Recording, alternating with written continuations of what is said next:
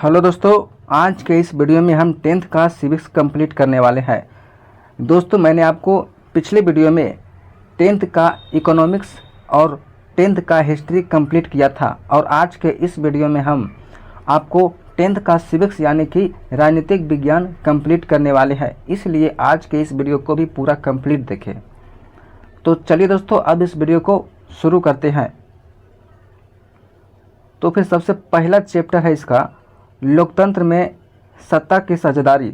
लोकतंत्र में सत्ता की साझेदारी और इसका सबसे पहला सवाल है सांप्रदायिक राजनीति के अर्थ संबंधी निम्न कथनों पर गौर करें।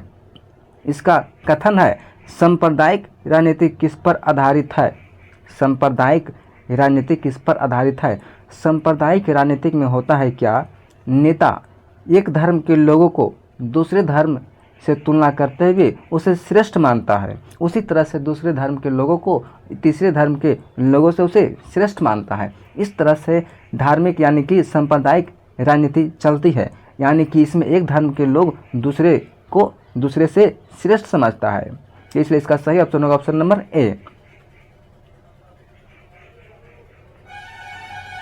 भारतीय संविधान के बारे में निम्न से कौन सा कथन सही है। भारतीय संविधान के बारे में इनमें से कौन सा कथन सही है। तो इसमें यह धर्म के आधार पर भेदभाव की मनाही करता है।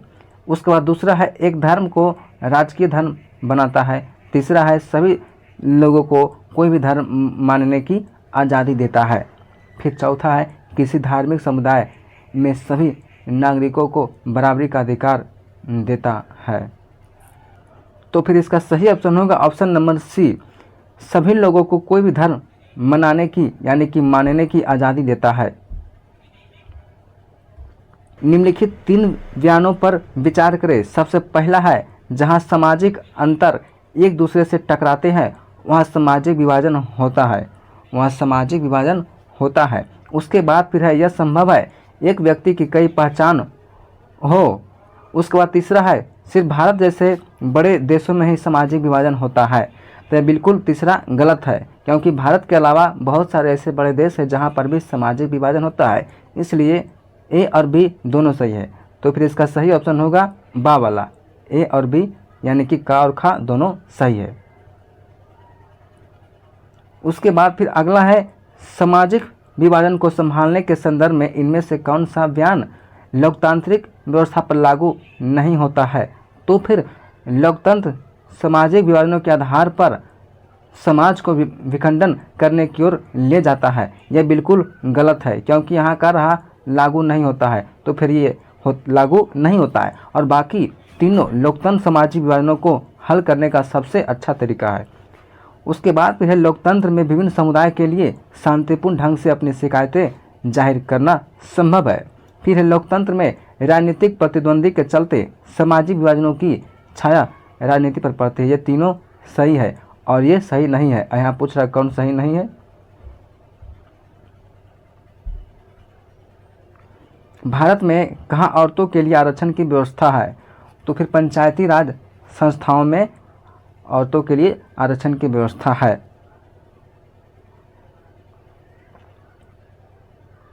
निम्नलिखित व्यक्तियों में कौन लोकतंत्र में रंग भेद की विरोधी नहीं थे।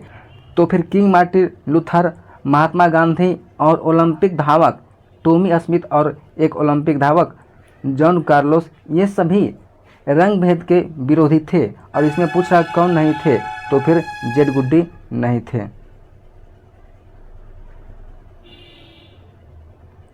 जब हम लैंगिक विभाजन की बात करते हैं तो हमारा अभिप्राय क्या होता है। लैंगिक विभाजन का मतलब होता है स्त्री और पुरुष के बीच अंतर। तो फिर इसका सही ऑप्शन होगा ऑप्शन नंबर ए, स्त्री और पुरुष के बीच जैविक अंतर।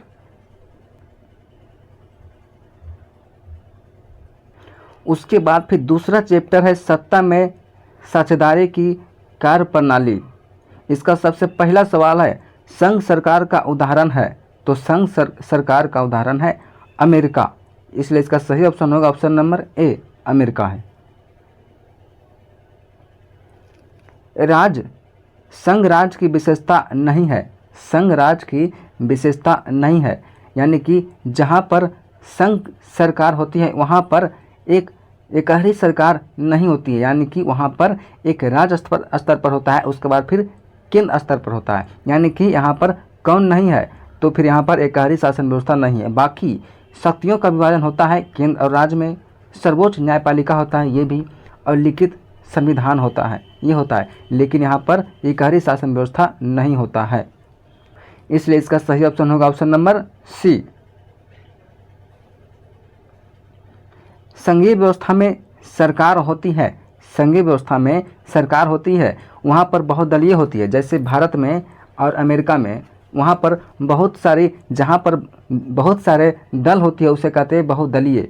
जैसे कि भारत में देख सकते हैं कि वर्तमान समय में 6 राष्ट्रीय यानी कि केंद्र स्तर पर दल है और बहुत सारे क्षेत्रीय दल है, कम से कम 5000 की संख्या में क्षेत्रीय दल है, और जिनमें से केवल 6 ही राष्ट्रीय दल है। भारत में संघ एवं राज्यों के बीच अधिकारों का विभाजन कितनी सूचियों में हुआ है, तो फिर कुल 3 सूचियों में हुआ है, संघ सूची, राज्य सूची और समवर्ती सूची में। ये सभी सूची किस अनुसूची में है, तो फिर कुल 7वीं अनुसूची में शामिल है। और 8वीं अनुसूची में क्या है, 8वीं अनुसूची में भाषा है।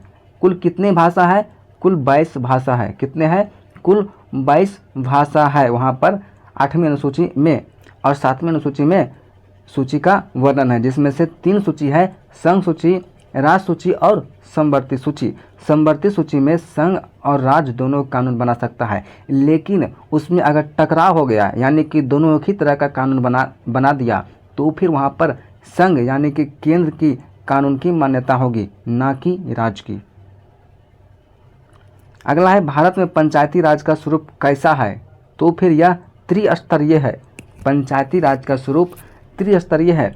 पंचायती राज का व्याख्या संविधान के किस अनुच्छेद में किया गया है, तो फिर 40वीं यानी कि 40 अनुच्छेद में किया गया है, यानी कि कह सकते हैं DPSP में किया गया है। और त्रिस्तरीय यानी कि पंचायती राज का सबसे पहला प्रयोग कहाँ किया गया था, तो फिर 1959 ईस्वी में राजस्थान के नागौर में किया गया था। कब किया गया था, 2 अक्टूबर 1959 ईस्वी में राजस्थान के नागौर में लागू किया गया था पंचायती राज व्यवस्था। और त्रिस्तरीय का स्वरूप यानी कि त्रिस्तरीय होना चाहिए, ऐसा किस समिति ने कहा था, तो फिर बलवंत राय मेहता समिति ने कहा था। इतना पॉइंट आपको पंचायती राज से संबंधित याद रखना है। बिहार में यानी कि भारत में पंचायती राज अधिनियम के अंतर्गत महिलाओं के लिए कितने प्रतिशत सीटों का आरक्षण है, तो फिर 50%। इसके पहले था 33%, 33% से बढ़ाकर कर दिया 50%। भारत में सर्वप्रथम 1688 ईस्वी में कहाँ नगर निगम की स्थापना की गई थी, तो फिर मद्रास में किया गया था। मद्रास, जिसे आज वर्तमान समय में कहते हैं चेन्नई, वहीं पर सबसे पहले नगर निगम की स्थापना किया गया था। कब किया गया था, तो 1688 ईस्वी में किया गया था।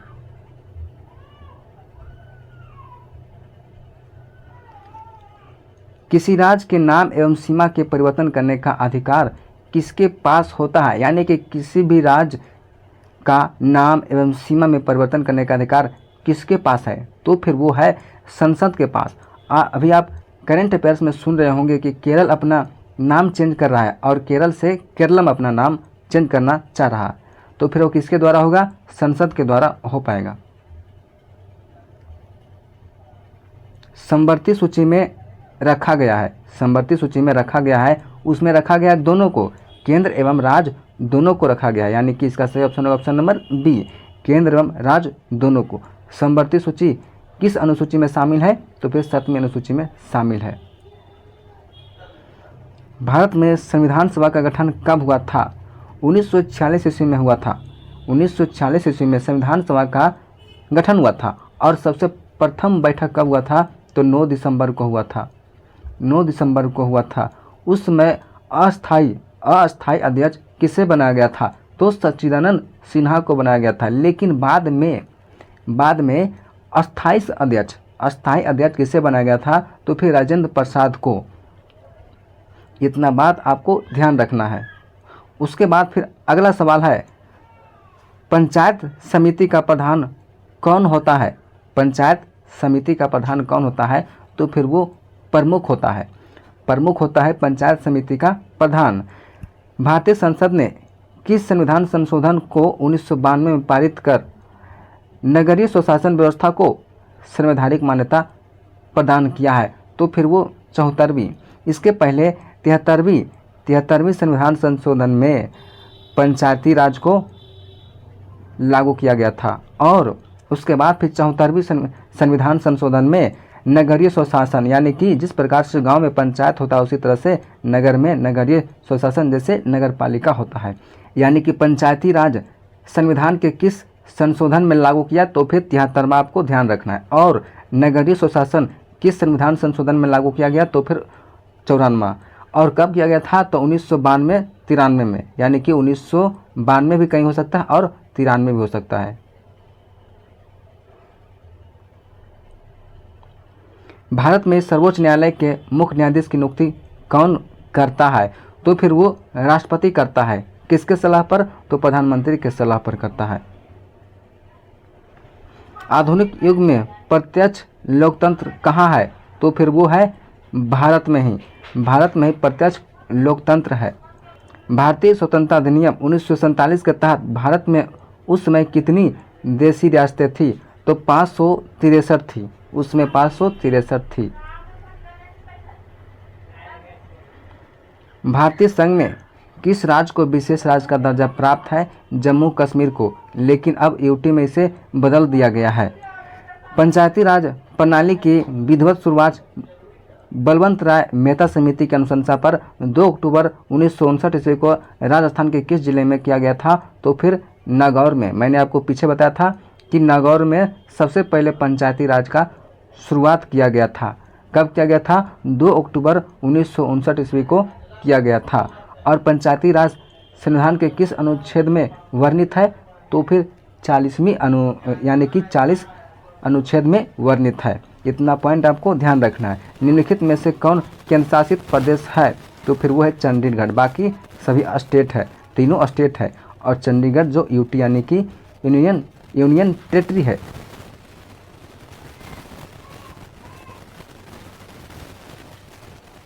बिहार में नगर निगम में वार्डों की न्यूनतम संख्या क्या है? तो फिर यहाँ पर 42 दिया हुआ है, लेकिन वर्तमान समय में यह डाटा चेंज हो चुका है। मिनिमम 10 है और मैक्सिमम 75 है। आपको ध्यान रखना है, बिहार में नगर निगम में वार्डों की न्यूनतम संख्या 10 होनी चाहिए और मैक्सिमम 75, और 75 से ज़्यादा और 10 से कम यानी कि 9 नहीं होनी चाहिए। पंचायती राज व्यवस्था सर्वप्रथम भारत के किस प्रदेश में यानी कि राज्य में शुरू किया गया था? तो फिर राजस्थान के नागौर में। कब? 2 अक्टूबर 1959 ईस्वी में किया गया था। ग्राम पंचायत का सचिव कौन होता है? ग्राम पंचायत का सचिव कौन होता है? तो फिर पंचायत सचिव होता है। भारत में योजना आयोग का गठन कब किया गया है? 15 मार्च 1950 ईस्वी को किया गया है, लेकिन 2017 के बाद फिर इसे समाप्त कर दिया गया और इसके स्थान पर नीति आयोग को लाया गया था। इसके स्थान पर नीति आयोग को लाया गया। कब लाया गया था? तो फिर 1 जनवरी 2015 को लाया गया था नीति आयोग को। और इसका जो टेन्योर था 2017 यानी कि 12वीं पंचवर्षीय योजना, वहाँ तक समाप्त होने के बाद फिर इसे बंद कर दिया गया। उसके बाद फिर नीति आयोग को कंटिन्यू कर दिया गया और वर्तमान समय में जो काम पंचवर्षीय योजना यानी कि योजना आयोग करता था वही काम नीति आयोग कर रहा।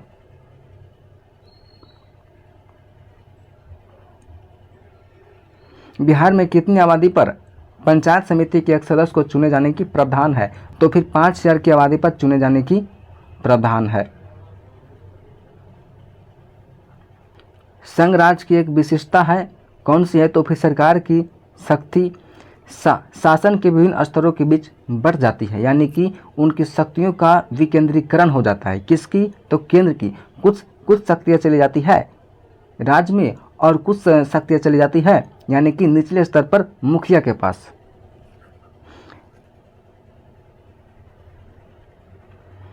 न्यायमित्र निम्नलिखित में से किस संस्था का सेवक है? तो फिर ग्राम कचहरी का सेवक है वो। उसके बाद फिर तीसरा चैप्टर है लोकतंत्र में प्रतिस्पर्धा और एवं संघर्ष। लोकतंत्र में प्रतिस्पर्धा एवं संघर्ष। इसका सबसे पहला सवाल है, सूचना का अधिकार संबंधित कानून कब बना था? सूचना का अधिकार संबंधित कानून कब बना था? तो फिर 2005 में बना था। और सूचना का अधिकार संबंधित कानून की मांग सर्वप्रथम किस राज्य से शुरू हुआ? तो फिर वह राजस्थान से शुरू हुआ था, राजस्थान से शुरू हुआ था। और सूचना का अधिकार कानून 2005 में पारित हुआ, यानी कि बनकर तैयार हुआ। सूचना के अधिकार आंदोलन की शुरुआत कहाँ से हुई? आंदोलन की शुरुआत कहने का मतलब है कि मांग, यानी कि सूचना के अधिकार की मांग सबसे पहले कहाँ से शुरू हुई, अथवा सूचना के अधिकार आंदोलन की शुरुआत किस राज्य से हुई? तो फिर वो राजस्थान से हुआ था। और राजस्थान के नागौर से ही कब से? 2 अक्टूबर 1959 ईस्वी से पंचायती राज का शुरुआत किया गया था। किस समिति के तहत? तो फिर बलवंत राय मेहता समिति के तहत किया गया था। संविधान में पंचायती राज का चर्चा किस अनुच्छेद में है? तो फिर 40 अनुच्छेद में है। इतना पॉइंट ध्यान रखना है। 2015 के विधानसभा चुनाव में बिहार में किस दल ने सरकार बनाई थी? तो फिर तीनों मिलकर कौन कौन सा है? तो फिर राष्ट्रीय जनता दल यानी कि आरजेडी, और उसके बाद फिर जदयू और कांग्रेस, तीनों मिलकर बनाया था। उसके बाद फिर अगला सवाल है, संपूर्ण क्रांति का नेतृत्व निम्नलिखित में से किसने किया था? संपूर्ण क्रांति का नेतृत्व किसने किया था? तो फिर जेपी ने। जेपी कहने का मतलब है जयप्रकाश नारायण ने किया था। निम्नलिखित में से किसे लोकतंत्र का प्राण माना जाता है? किसे माना जाता है? राजनीतिक दल को माना जाता है लोकतंत्र का प्राण माना जाता है। लोकसभा में निर्वाचन हेतु कुल सीटों की संख्या कितनी है? तो फिर 545 है लोकसभा में। गठबंधन सरकार की पकड़ प्रशासन पर होती है तो फिर वह ढीली होती है, क्योंकि क्या पता कब गठबंधन की सरकार गिर जाएगी, इसलिए ढीली होती है।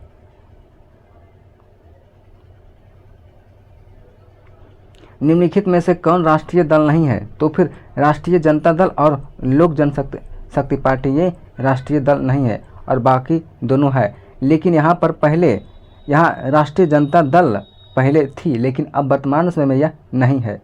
तो इसलिए इसका सही ऑप्शन होगा का और गा दोनों वाला। और यहाँ पर वर्तमान समय में बात करें कितने राष्ट्रीय दल है, तो फिर कुल 6 है, जिनमें से ये दोनों बहुजन बसपा और बीजेपी दोनों है। बिहार में संपूर्ण क्रांति का नेतृत्व किसने किया था? जेपी नारायण ने किया था। भारत में हुए 1977 के आम चुनाव में किस पार्टी को बहुमत मिला था? तो उस समय कांग्रेस की हार हो जाती है और जनता पार्टी की सरकार के तहत मोरारजी देसाई जी को वहां प्रधानमंत्री बनाया जाता है। फिर उसके बाद फिर कुछ दिनों के बाद फिर जल्दी ही उनकी सरकार गिर जाती है। निम्नलिखित में से कौन भारतीय किसान यूनियन के प्रमुख नेता थे? तो वे थे महेंद्र सिंह टिकैत। और वर्तमान समय कौन से है? तो फिर राकेश टिकैत है। भारतीय लोकतंत्र में सत्ता के विरुद्ध जन आक्रोश किस दशक से प्रारंभ होती है? तो 70 के दशक से प्रारंभ होती है। निम्नलिखित में से कौन सा प्रमुख उद्देश्य प्राय सभी राजनीतिक दलों का होता है? तो फिर सत्ता प्राप्त करना सबसे प्रमुख उद्देश्य होता है सभी राजनीतिक दलों का। दलित पैंथर्स के कार्यक्रम में निम्नलिखित में कौन संबंधित नहीं है? तो फिर दलित पैंथर्स, इसमें दलितों की बात की गई थी, उनका जाति प्रथा का उन्मूलन, दलित सेना का गठन, भूमिहीन गरीब किसान की उन्नति और इनमें से औद्योगिक मजदूर का शोषण से मुक्ति, इसका चर्चा नहीं किया गया था। इसलिए सही ऑप्शन होगा ऑप्शन नंबर डी। ताड़ी विरोधी आंदोलन निम्नलिखित में से किस प्रांत में शुरू किया गया? ताड़ी विरोधी आंदोलन किस प्रांत में शुरू किया गया था? तो फिर आंध्र प्रदेश में शुरू किया गया था। नर्मदा घाटी परियोजना किन राज्यों से संबंधित है? तो फिर वो 3 राज्यों से संबंधित है, गुजरात, महाराष्ट्र और मध्य प्रदेश। गुजरात, महाराष्ट्र और एमपी, 3 राज्यों से संबंधित है नर्मदा घाटी परियोजना। बोलीविया में जन संघर्ष का मुख्य कारण क्या था? तो फिर वहाँ की सरकार ने जल पर एकाधिकार किसी अन्य उद्योगपति को सौंप दिया था। इस वजह से वहाँ पानी की कीमत में काफ़ी उछाल आ गया था, यानी कि पानी की कीमत में वृद्धि आ गई थी। सही ऑप्शन होगा ऑप्शन नंबर ए।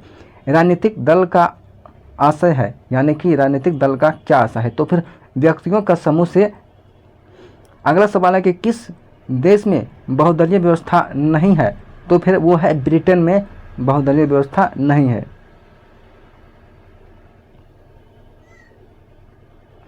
गठबंधन की सरकार बनाने की संभावना किस प्रकार की दलीय व्यवस्था में रहती है? गठबंधन की सरकार बनाने की संभावना किस प्रकार की दलीय व्यवस्था में रहती है? तो फिर बहुदलीय व्यवस्था में रहती है, क्योंकि एक से अधिक दल होगी तभी तो फिर किसी को बहुमत ना मिलने पर एक दूसरे के साथ गठबंधन करेंगे, उसके बाद सरकार बनाने की प्रयास करेंगे। तो उसकी कहाँ संभावना होती है? तो फिर बहुदलीय व्यवस्था में। निम्नलिखित में कौन सा कार्य राजनीतिक दल नहीं करता है? तो फिर अफसरों की बहाली संबंधित कार्य नहीं करता है। बाकी चुनाव लड़ना, प्राकृतिक आपदा में राहत से पहुंचाना, सरकार की आलोचना करना, यह सभी काम रहता है। United Janata Dal United party का गठन कब किया गया था? जदयू का गठन कब किया गया था? 1999 में किया गया था। राजनीतिक दलों की नींव सर्वप्रथम किस देश में पड़ी थी? तो फिर ब्रिटेन में पड़ी थी। ब्रिटेन में ही सबसे पहले राजनीतिक दलों की नींव पड़ी थी और सबसे पहले संसदीय व्यवस्था ब्रिटेन में आया था। निम्नलिखित राजनीतिक दलों में कौन क्षेत्रीय दल है? निम्नलिखित राजनीतिक दलों में कौन क्षेत्रीय दल है?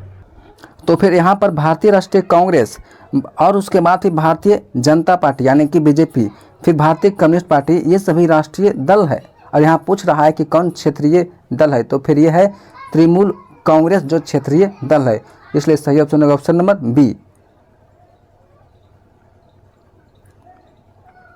15वीं लोकसभा चुनाव से पूर्व लोकसभा में महिलाओं की भागीदारी कितनी थी? तो फिर 10% थी। दल बदल कानून निम्नलिखित में से किस पर लागू होता है? दल बदल कानून निम्नलिखित में से किस पर लागू होता है? तो फिर सांसदों एवं विधायकों पर लागू होता है। राजनीतिक दलों की मान्यता और उसका चिन्ह किसके द्वारा प्रदान किया जाता है? तो फिर निर्वाचन आयोग द्वारा प्रदान किया जाता है। इसका सही ऑप्शन होगा ऑप्शन नंबर सी। चिपको आंदोलन निम्नलिखित में से किससे संबंधित नहीं है? अंगूर के पेड़ काटने की अनुमति से, आर्थिक शोषण से मुक्ति से, शराबखोरी के विरुद्ध आवाज से, कांग्रेस पार्टी के विरोध से। Option number D. यहाँ पूछ रहा कौन नहीं है? तो फिर यहाँ कांग्रेस पार्टी के विरोध से नहीं है, इसलिए सही ऑप्शन होगा ऑप्शन नंबर डी। वर्ष 1975 ईस्वी भारतीय राजनीति में किस लिए जाना जाता है? तो क्योंकि इस समय आपातकाल लगा था, यानी कि देश के अंदर आपातकाल लागू हुआ था। Option number C. निम्नलिखित में से कौन सा विचार लोकतंत्र में राजनीतिक दलों से मेल नहीं खाता है? इनमें से कौन सा विचार लोकतंत्र में राजनीतिक दलों से मेल नहीं खाता है? तो फिर राजनीतिक दल लोगों की भावना एवं विचारों को जोड़कर सरकार के सामने रखता है, ये सही बात है। राजनीतिक दल देश में एकता एवं अखंडता स्थापित करने का साधन है, ये भी सही बात है। उसके बाद फिर अगला है ऑप्शन नंबर सी। देश के विकास के लिए सरकारी नीति में राजनीतिक दल बाधा उत्पन्न करता है। ये नहीं होगा, क्योंकि बाधा उत्पन्न नहीं करता बल्कि विकास करता है। ये तो बात सही है कि बाधा उत्पन्न करता है, लेकिन यह अंदरूनी बात है, बाहरी बात है कि यह विकास करता है राजनीतिक दल। राजनीतिक दल विभिन्न वर्गों, जातियों, धर्मों एवं समस्याएं सरकार तक पहुंचाता है, ये भी बिल्कुल सही बात है। तो फिर इसका सही ऑप्शन होगा ऑप्शन नंबर सी। देश के विकास के लिए सरकारी नीतियों में राजनीतिक दल बाधा उत्पन्न करता है, ये बिल्कुल गलत है। यानी कि यहाँ पूछ रहा है कौन गलत है, यहाँ पर देख सकते हैं पूछ रहा है, यहाँ पूछ रहा है कि कौन सा नहीं है, यानी कि मेल नहीं खाती है, तो फिर ऑप्शन नंबर से ही गलत होगा। निम्नलिखित में कौन सी चुनौती राजनीतिक दलों को नहीं है? तो फिर विपरीत सिद्धांत रखने वाले राजनीतिक दलों के गठबंधन करना। विपरीत सिद्धांत रखने वाले राजनीतिक दलों से गठबंधन करना ही इसकी चुनौती नहीं है। किसी भी देश में राजनीतिक स्थायित्व के लिए निम्नलिखित में से क्या नहीं आवश्यक है? तो फिर सरकार द्वारा विरोधी दलों में नज़रबंद करना। निम्नलिखित में से किसे लोकतंत्र का प्राण माना जाता है? तो फिर राजनीतिक दल को, लेकिन आज समय में लोकतंत्र का प्राण नहीं, लोकतंत्र का विष माना जा रहा।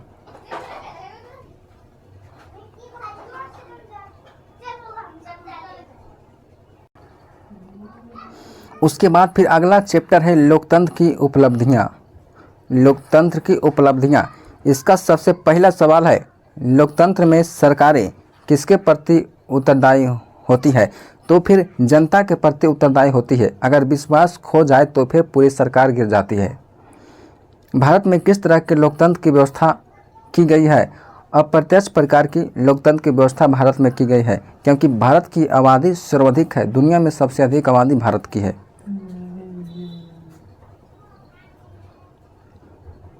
आज दुनिया में लगभग कितने देशों में लोकतंत्र विद्यमान है? तो 100 से अधिक देशों में लोकतंत्र विद्यमान है। किस प्रकार के कार्यों का मूल्यांकन जनता भय के कारण नहीं करती है? तो फिर लोकतांत्रिक शासन के भय के कारण।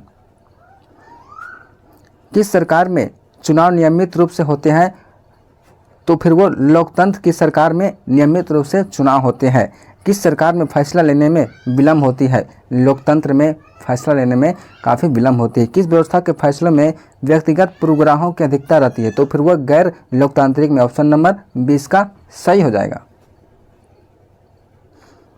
फिर अगला सवाल है, लोगों के बीच नियमित संवाद की गुंजाइश किसमें बनी रहती है? तो फिर लोकतंत्र में बनी रहती है। लोकतंत्र के मूल्यांकन के लिहाज से इनमें से कोई एक चीज़ लोकतांत्रिक व्यवस्था के अनुरूप नहीं है तो फिर स्वतंत्र एवं निष्पक्ष चुनाव होना, ये भी लोकतंत्र के लिए सबसे अच्छी बात है। कानून के समक्ष समानता, व्यक्ति की गरिमा, ये तीनों सही है। यहाँ पूछ रहा कि कौन इसके अनुरूप नहीं है? तो फिर बहुसंख्यकों का शासन, ये अनुरूप नहीं है। लोकतांत्रिक व्यवस्था के राजनीतिक और सामाजिक असमानताओं के बारे में किए गए अध्ययन बताते हैं कि लोकतंत्र और विकास साथ ही चलते हैं। लोकतंत्र और विकास साथ ही चलते हैं। अगला है, लोकतंत्र में फैसले लिए जाते हैं तो फिर सामूहिक सहमति से फैसले लिए जाते हैं लोकतंत्र में। किसके फैसलों में व्यक्तिगत पूर्वग्रहों की अधिकता रहती है? तो फिर गैर लोकतांत्रिक देशों में। इनमें से कौन सी एक बात लोकतांत्रिक व्यवस्था के अनुरूप नहीं है? तो वो है बहुसंख्यकों का शासन और बाकी कानून के समक्ष समानता, उत्तरदायी शासन व्यवस्था, स्वतंत्र एवं निष्पक्ष चुनाव, ये सभी लोकतांत्रिक व्यवस्था के अनुरूप है। और पूछ रहा कौन अनुरूप नहीं है? तो फिर बहुसंख्यकों का शासन अनुरूप नहीं है। लोकतांत्रिक व्यवस्थाओं के संदर्भ में इनमें से कौन सा विचार सही है? लोकतांत्रिक व्यवस्थाओं ने सफलतापूर्वक राजनीतिक गैर बराबरी के विचार को समाप्त कर दिया है।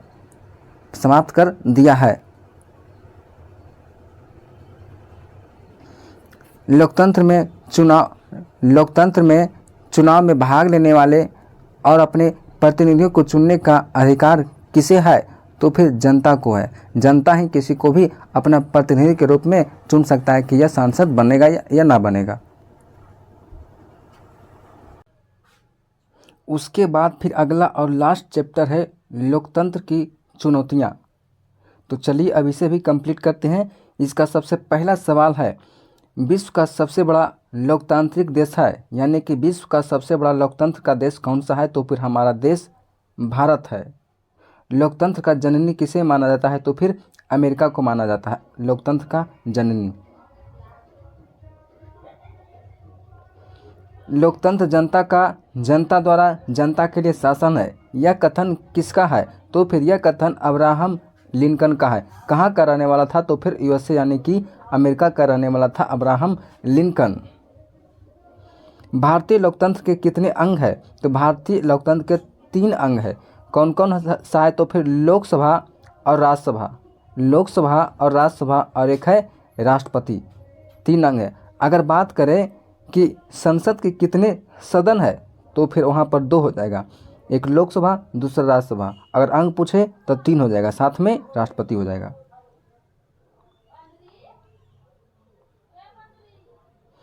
नए विश्व सर्वेक्षण के आधार पर भारतवर्ष में मतदाताओं की संख्या लगभग कितना हो गया है?